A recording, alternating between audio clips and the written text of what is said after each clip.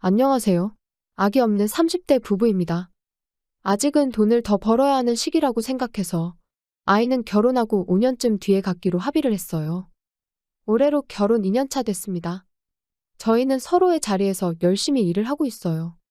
둘 다 사업에는 요만큼의 관심도 없는 직장인이고 급여는 둘 다 비슷한데 남편이 조금 더 많아요. 저희는 결혼할 때 전 재산을 집에 투자했거든요. 결혼 전에 모은 돈을 다 집에 쏟아붓고 결혼하고 영원으로 다시 시작한 거예요.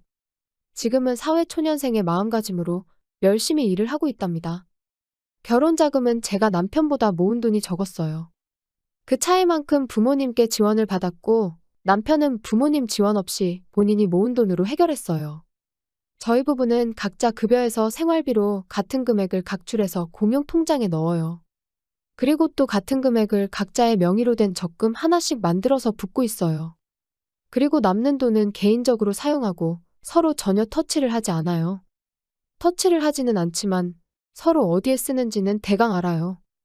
굳이 숨길 부분은 아니기에 서로 대화를 하다 보면 자연스럽게 알게 되네요.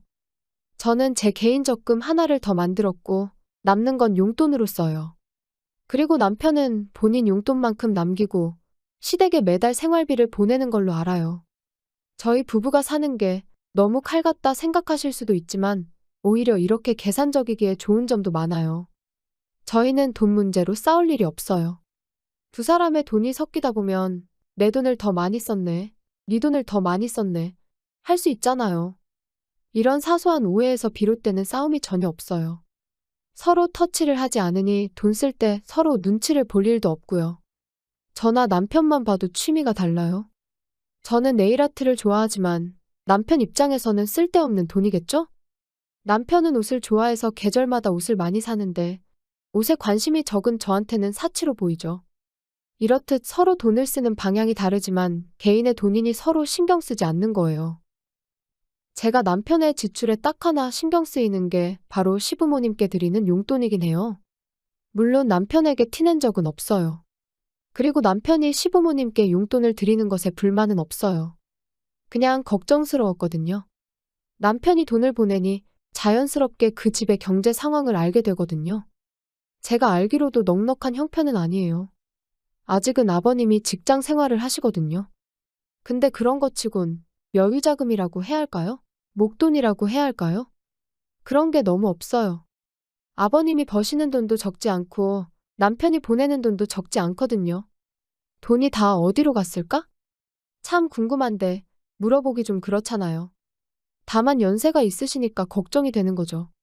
언제 일을 그만두실지 모르니까 노후 대책은 있어야 하잖아요. 그 점에 있어서 걱정스러운 마음뿐이었어요.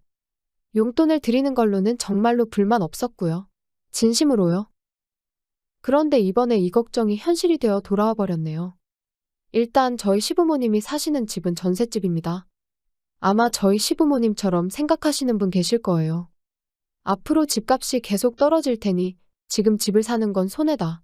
이 생각이요. 집값이 오를 때는 이제 오르는 건 끝이다. 곧 떨어지기 시작할 거다. 집값이 떨어질 때는 아직 바닥이 아니다. 더 떨어질 거다. 이 생각으로 평생 전세만 사셨어요. 집값과 밀고 당기기를 대략 40년 동안 하신 거죠. 집값이 바닥을 치면 그때 살 거다 하시는데 솔직히 집을 살 생각이 있으신지 모르겠어요. 그냥 말로만 집 산다 하시는 것 같기도 하고요. 근데 제가 뭐라고 하겠어요. 제가 그분들께 잔소리할 급도 안 되고 제가 그분들 인생 책임져 드릴 것도 아니니까요. 시부모님은 저희가 신혼집을 살 때도 엄청 훈수를 두셨어요. 그 집 똥값 될 텐데 너네는 지금 땅바닥에 돈을 버리는 거다 하셨거든요. 그래도 저희는 집을 샀고 후회는 안 했어요. 문제는 지금 시부모님이 사시는 동네에 집값이 엄청 올랐다는 거예요. 집값이 오르니 전셋값도 오르잖아요. 시부모님네 전세 재계약을 해야 하는데 돈이 문제가 된 거예요. 저희 시부모님이 모아둔 돈이 없다고 말씀드렸었죠? 그럼 어떻게 해야 할까요? 가지고 있는 돈에 맞춰서 이사를 해야죠. 돈이 하늘에서 떨어지지는 않으니까 현실적으로 생각해야 하잖아요. 근데 시부모님께서 저희에게 전세금 부족한 만큼 돈을 빌려달라 하신 거예요. 달라는 게 아니라 빌리는 거고 언젠간 갚겠다 하시거든요. 근데 지금도 버는 족족 쓰시면서 저희 돈을 어떻게 갚으실 수 있겠어요? 드리는 순간 못 받을 돈이다 생각해야 될 게 뻔하잖아요. 저는 시부모님께도 그렇고 남편에게도 제 생각을 얘기했어요. 두 분께 큰 돈을 빌려드린들 갚을 수 있는 상황이 아니잖아. 그러니까 다른 동네로 이사를 하시는 게 맞지. 어르신들이라 이사가 쉽지 않아. 오래 살던 동네를 떠나는 게 쉽지 않다고. 이사 가는 거 어렵지. 근데 빚더미에 앉는 것보단 낫지 않아? 현실적으로 생각해야지. 연세도 생각해야지. 그리고 한평생 그 동네에서 사셨는데 이제 어딜 가겠어. 그래서 당신 결론이 뭐야? 돈 빌려드리자. 말은 똑바로 해. 빌려드리는 게 아니라 그냥 드리는 거겠지. 그러면 내 명의로 된 적금 통장 하나만 깨서 부모님 드릴게. 그 돈이 당신 돈이야? 적금이 공동 명의가 안 되니까 두 개로 나눈 거지. 우리 부부의 미래를 위해서 같이 모으는 돈이잖아.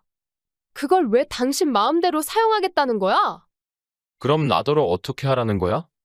시부모님이 가진 전세금으로 갈 수 있는 집을 알아봐야지.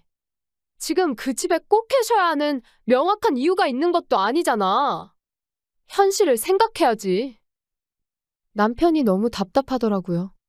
직장 생활도 오래 한 사람이 시부모님 얘기면 머리도 안 돌아가는지. 물론 부모님이 신경 쓰이는 남편의 마음도 이해는 해요. 하지만 시부모님이 금액에 맞춰 이사를 가신다고 해도 무슨 허름한 판잣집이나 달동네에 가시는 건 아니거든요. 그저 지금 사시는 동네보다 인프라가 조금 떨어진다 뿐이에요. 이 지역의 집값이 전부 오른 건 아니고 그 동네가 재개발이다 뭐다 소문이 돌아서 그런 거거든요. 나중에 다시 집값이 떨어지면 그때 다시 돌아올 수도 있는 거고요.